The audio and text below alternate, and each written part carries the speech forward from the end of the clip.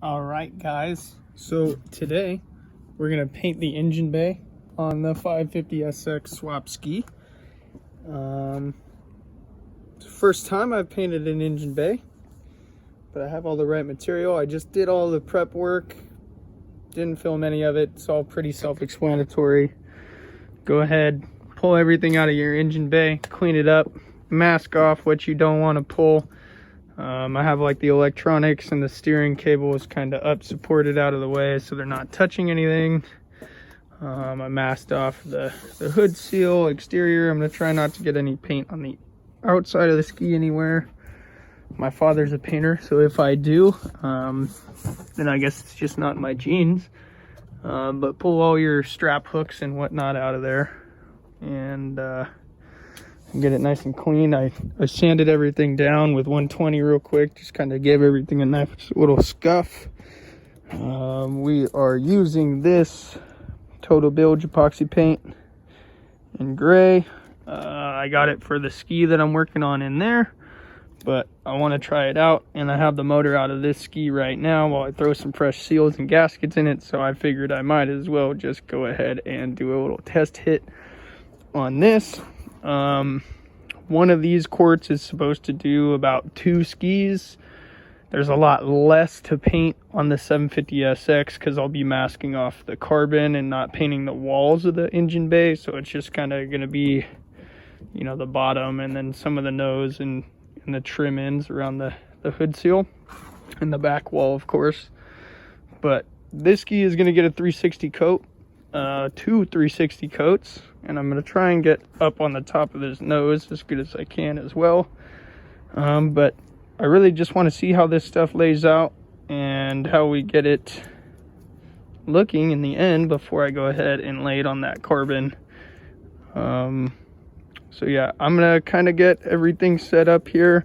I'll go ahead and throw you guys in the tripod so my tremor is not shaking you guys all violently, and we'll get to painting this thing and we'll do it together because I've never done it before, but I've watched a couple other people do it and it's not so hard. Pretty basic. And this epoxy Total Bilge from Total Boat is supposed to be a 1-part that, you know, repels oil, grease, the gas doesn't burn through it. This is kind of what everybody's been using. It's a kind of little secret, but we're gonna go ahead and give it a try. So I'll see you guys in a minute once I got everything kind of laid out and all my material is ready, and we'll go ahead and lay the first coat. All right, so after the first coat, this is what we're dealing with here. Everything's covered pretty well. It's got a nice texture. Got up in the nose pretty well. It's a little hard to see, it's kind of bright out here. I got all of the bulkhead painted and everything's coated. Besides in here, I didn't do motor mount to go on there. I don't really need to waste some material painting that, but I'm gonna let this dry for a couple hours, and then either later today or tomorrow when I get home from work, I'm gonna go ahead and hit it again just so it's got kind of a minute to tack on there and kind of start to get hard, and we'll go from there. But so far, that's how you paint an engine bay, apparently.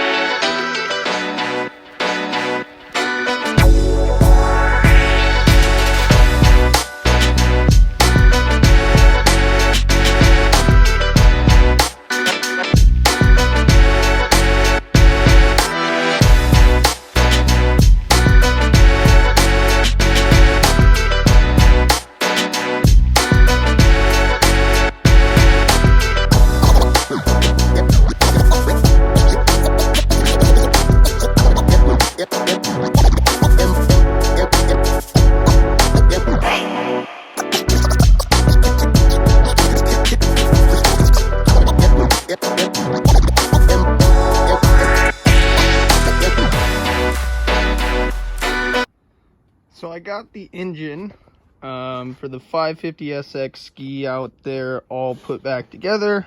This one's a 650, 1mm over pistons. I cleaned up the crank, put new crank seals, regasketed the entire motor. We have some carbon fiber boys and reeds and some billet cages behind the West Coast manifold. I believe that's either a 44 or 46mm carb. This head is a PJS head with the extended water jacket, so it does require the longer studs, which was not really the problem I was having last season. It was more so I was using the stock metal head gaskets, and this thing runs like 215 psi with a metal head gasket, and it would just kind of fry him and blow him out. So I got this from Nick Verdone, Nasty Nick Motorsports on eBay, shouting him out once again for the free, because he hooks it up every time my parts get here. I mentioned him before, straight stand-up dude.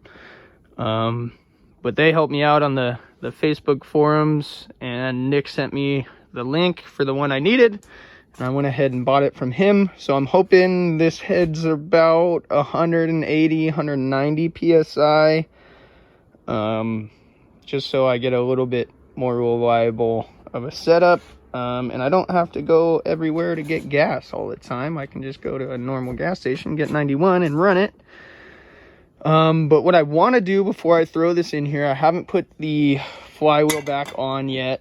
I am waiting for, when I took this apart, as I'm sure many of you have done before, I take the keys and I stick them to the magnets here, the flywheel key, just so I don't lose them. And then I went ahead, and this thing was pretty gross.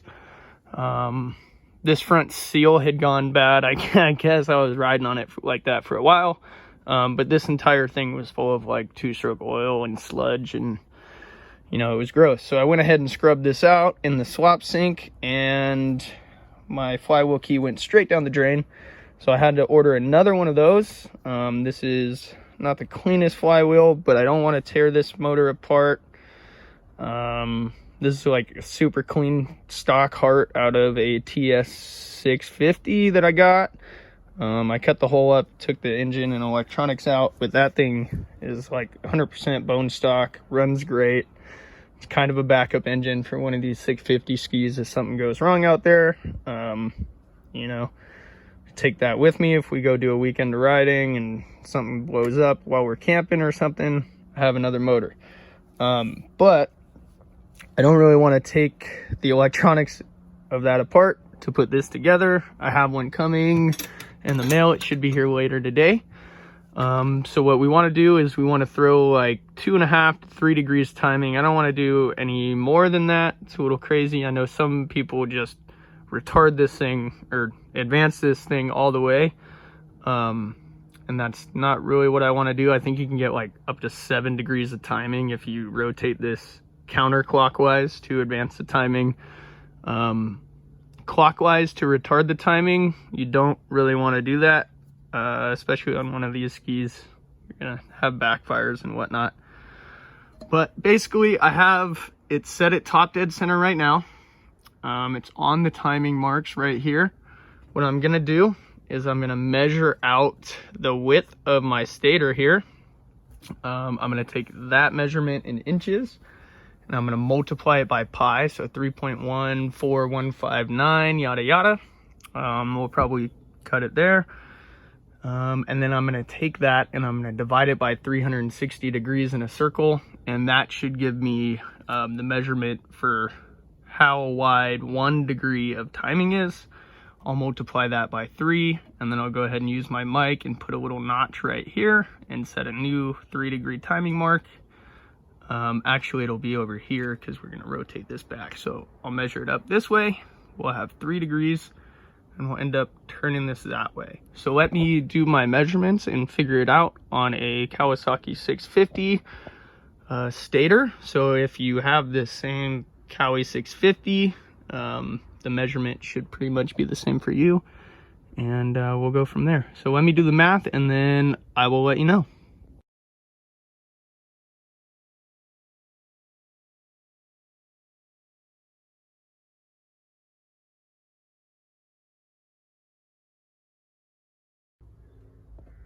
Okay, so after doing the math, it comes out to about 0.131 inches. So 0.031 to be a little bit on the safe side here. But I went ahead and I put another mark there. Oh, if I can focus both at once. Sorry about the bad camera quality there. But right there, it's a little short. Hold on, let me get us back. 1, 3. Okay, so we're right in the right spot there. So that should be 3 degrees of timing. So we're gonna go ahead and swap this back on. This will go from where it was at top dead center at the factory mark back to 3 degrees here, where I put that second notch, about right there. And I'll go ahead and slap the bolts back in it and tighten it up. And that's how you advance that. And when I get the flywheel key in later, in the mail, we'll go ahead and swap the flywheel back on there, throw the cover, get that back in the ski, and yeah, we'll go from there. So far we have fresh engine paint.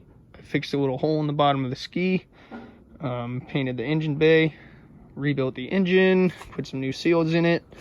The jugs and the pistons look fine, but I still went ahead and honed it, swapped some new rings in there. So everything is fresh. This motor should be 100% ready to go. I was having some issues finding one of these head pipes. I have a little hairline crack right there, and on the other side I have a hairline crack, and they do seep a little bit of water.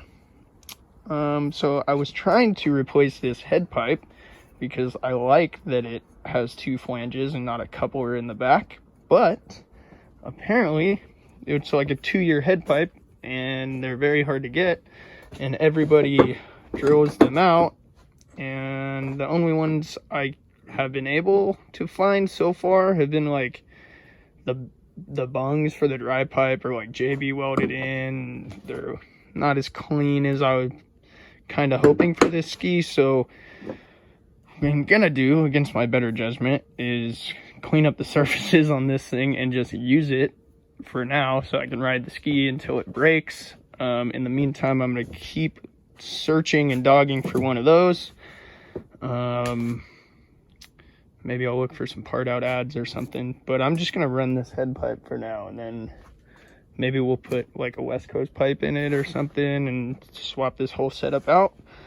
But for right now, I want to get the motor in, I want to get the ski running, I want to get this broken in at least. So, you know, breaking this thing in, we're not going to do any crazy riding. That will be fine for now. So let's go ahead and get that back in. I'll get the flywheel on. I have a little bit of wiring I need to do. Bad boy, cut the stator wiring. But it was already spliced anyway, so we'll throw some waterproof connections on there and clean her up a little bit.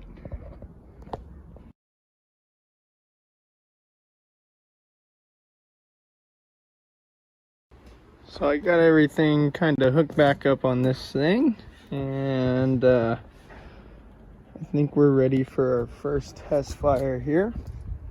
So I'm gonna go ahead and set up a tripod, but I just kind of wanted to film what we have going on here. So like I said, 650 block, 1 mil over pistons, high comp head with the thicker gasket from Nick Verdone. Brought the PSI from like 215 down to like 175, 180. So that's good.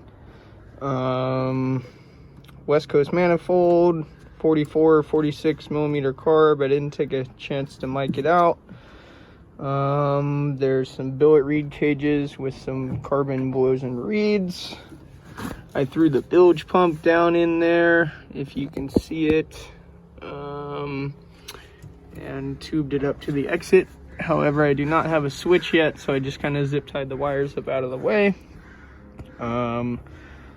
when I dropped the motor in, I had a bad starter relay in here that I had swapped out, which what I thought was a good one, but apparently it was one of the bad ones. So that kind of gave me a little bit of a headache this morning, but I went ahead and took care of that. Went and got some new hardware for the pipe, so we're good there. New water tee and whatnot. 3 degrees of timing on this one. So yeah, I'm gonna go ahead and set the phone up in my tripod over there and be able to use both of my hands to try and get this thing to fire up for the first time in like a year, and we'll go from there.